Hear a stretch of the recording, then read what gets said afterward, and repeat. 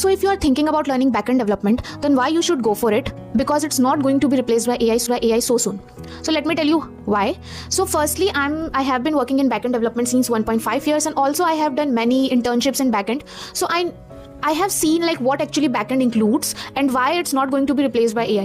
So backend is not only about writing some code, okay? It's also about handling authorization, authentication, databases, and APIs, multiple services at a time, okay, and integration of multiple services at a time. And most importantly it handles millions of users at a time. So आप जब भी देखते हो ना कि आप कोई app पे गए और वहाँ पे आपकी ऐप लोड नहीं हो रही है, तो वो ऐसा क्यों होता है? या तो कुछ फट गया होता है, ठीक है, या तो फिर इसका बहुत मोस्टली जो रीजन होता है कि आपके ऐप पे या तो बहुत सारे ट्रैफिक आ गया. ट्रैफिक आने का मतलब क्या है कि बेसिकली क्या होता है, एक एपीआई होती है, ठीक है, और उस पर हम रिक्वेस्ट भेजते हैं. अगर हम कोई ऐप यूज कर रहे हैं तो we are sending request on some service, और वहां से हमें रिस्पॉन्स आ रहा है, देन हमें वो ऐप का जो भी फ्रंट एंड है या फिर डेटा है वो हमें दिखता है वहां पे, ठीक है. तो बेसिकली क्या, अगर वहां पे बहुत ज्यादा ट्रैफिक आया, लोड बढ़ा, एंड एपीआई का जो एपीआई अब रिस्पॉन्स नहीं ला पा रही है एट अ मोमेंट, तो उसका टाइम जो है वो बहुत इंक्रीज हो गया, तो ऐप बहुत देर से लोड होगी.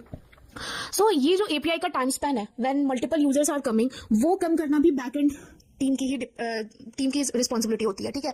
तो इसके लिए इसको they actually in many companies they monitor APIs, they monitor services, they monitor API request time, like we call it latency and throughput. They monitor these and then they reduce, optimize those API so that it could handle multiple users and millions of users at a time.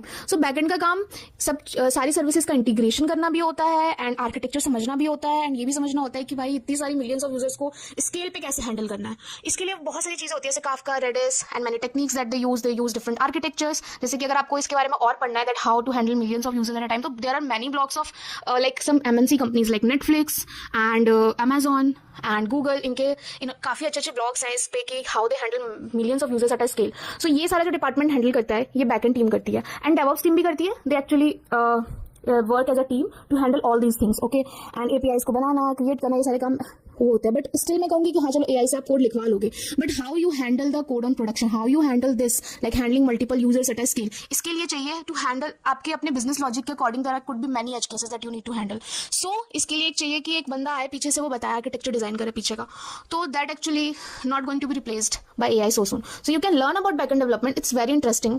सबसे पहले तो मैं आपको next video में बता दूंगी कि backend का रोड मैप क्या है and how you can learn about it in my next video. So if you want to like look at this video, so you need to follow me on Instagram and you subscribe to my YouTube channel as well.